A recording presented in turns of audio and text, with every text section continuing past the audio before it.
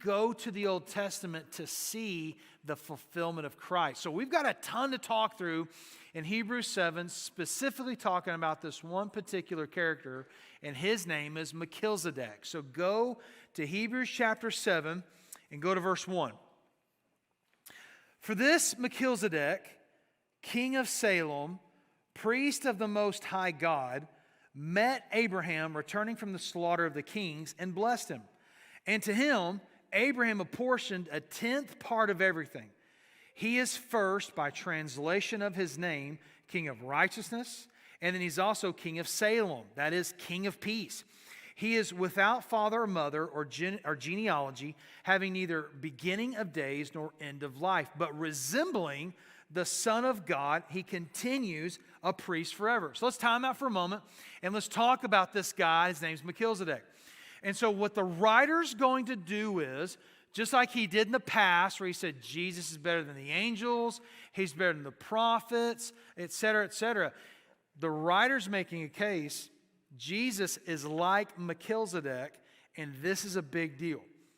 So let's go back a little bit and understand this guy named Melchizedek. And then you want to find it in Genesis chapter 14.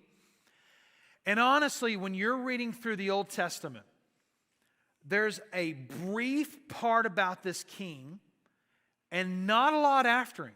It's kind of ominous. I mean, very mysterious in a way that Abraham goes to war, kills all these kings, and then is walking and all of a sudden gets approached by the king of Salem, this guy named Melchizedek, and Abraham gives him tenth of everything he owns. Melchizedek blesses him, and you don't hear anything else about this guy till you get to Psalm chapter 110.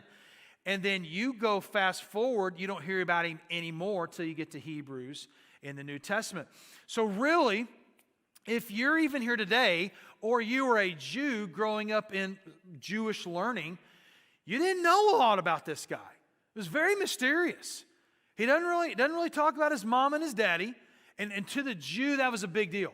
Like, Jews love to talk about genealogies. They love to know where you came from, who your mom and dad were, who your grandma were. That just was a big deal to them, who you were in line with. Melchizedek doesn't have anybody. And in fact, you see Abraham go up to this king and offer a tenth of everything he owns. So, again, sometimes it's hard for us to picture what that means, to give a tenth of everything you own in the spoils. Abraham shows up with a truckload of stuff. He has just slaughtered kings, and he's got his own stuff. So it wasn't like he pulled out his wallet and gave him a $100 bill. We're talking a tenth of hundreds and hundreds of camels and donkeys and food and grain. I mean, blesses him. And then this king blesses Abraham in return. We have this mysterious figure that shows to really not have like a beginning or an end. He's the king of righteousness. His word, Melchizedek, for his name. Stay with me, because some of you are like, what are we talking about this morning? Melchizedek, even in his name, Melech means king. Sedek means righteousness. He's the king of righteousness. And this writer of Hebrews is wanting you to see the connection of this Old Testament figure. Now let's keep going a little bit. Let's go to verse 4. We're going to do a bit of a reading. Let's read 4, 5, and then 10. Or actually, let's do 4, 5, 9, and 10. See how great this man was, to whom Abraham, the patriarch, gave a tenth of the spoils. And those descendants, we're verse 5, those descendants of Levi who received the priestly office have a commandment in the law to take tithes from people, that is, from their brothers, though these also are descended from Abraham. Now let's go to verse 9.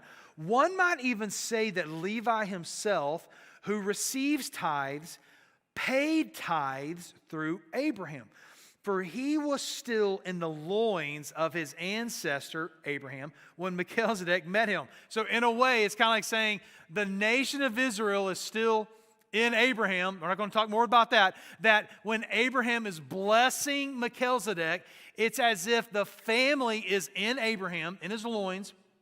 Might be an interesting conversation with your kid at lunchtime to be able to say that everything, this is what the writer is trying to say, everything everything flows through Abraham and gets to Melchizedek.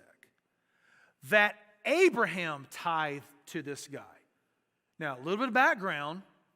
The patriarchs, these guys, Abraham, Isaac, Jacob, they are top dog, top brass. They are over the family. They're not just like one of the few uncles in the family or whatever. No.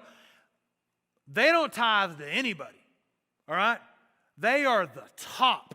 So for Abraham to give tithes and offerings to Melchizedek is in a way saying, hey, the entire nation, our entire Jewish system flows and shows that there actually is somebody more important than Abraham, and it's this guy Melchizedek. And for you to say to a Jew that would have been reading this first century would have said something like this, no.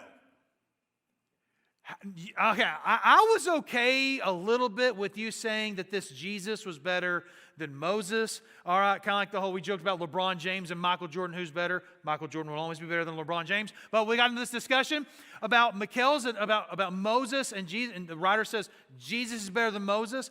Now what the writer's trying to say is there actually was somebody that Abraham submitted to, and this guy was a foreshadow of Jesus.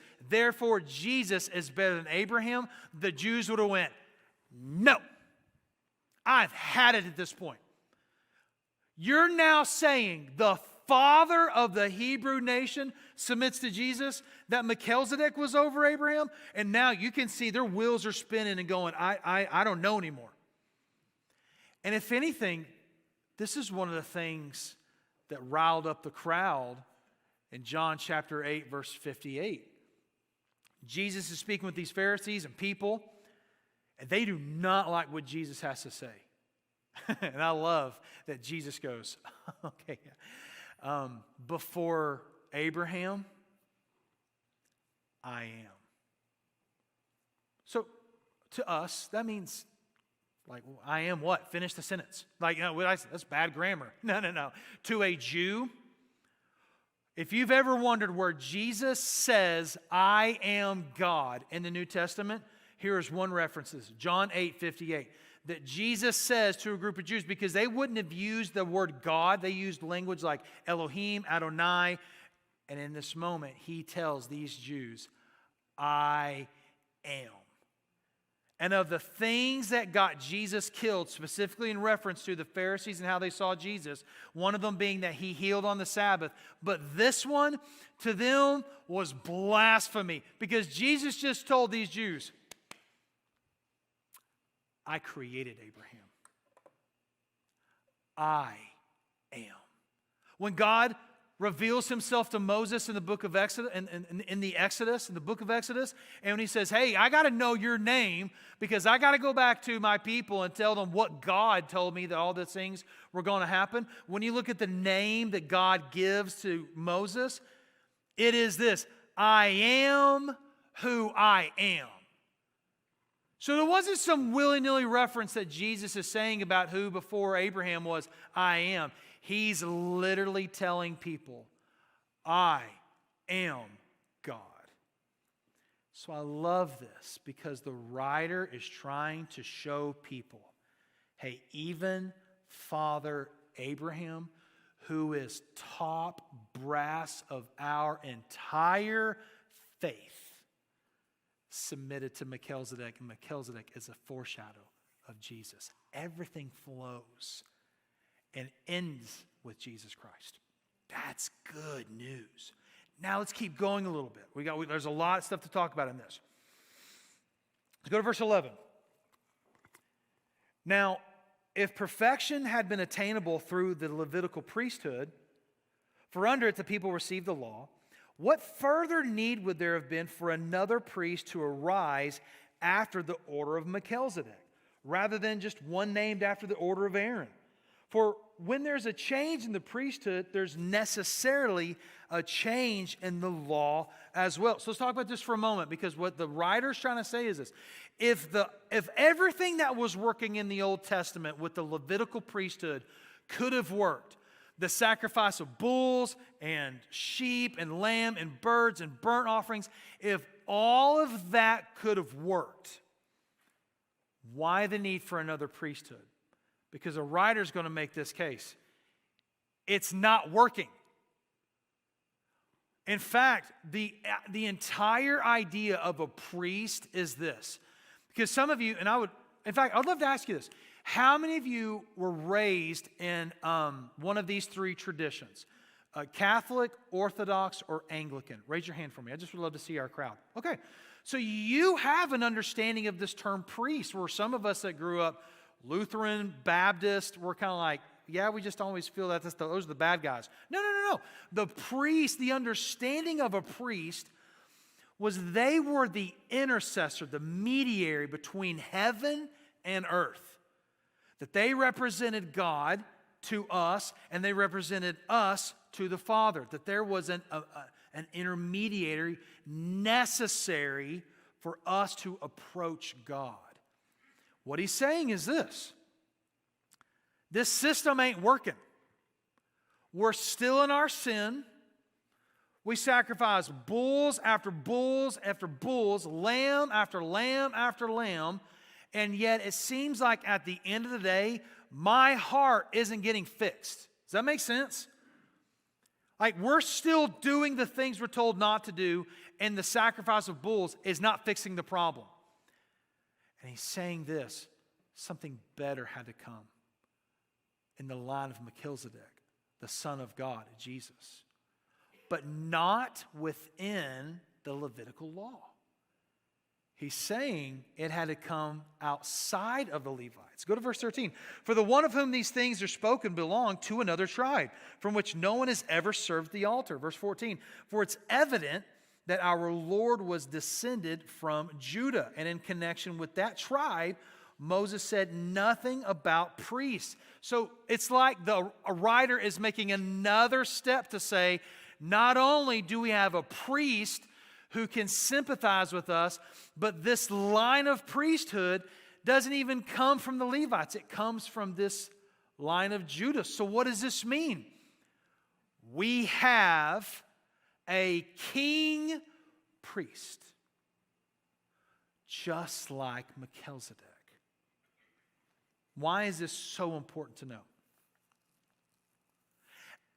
As king, he is, this Jesus is owner, operator of the universe. Created it, CEO, master, architect, engineer. Lord, God, King, divine.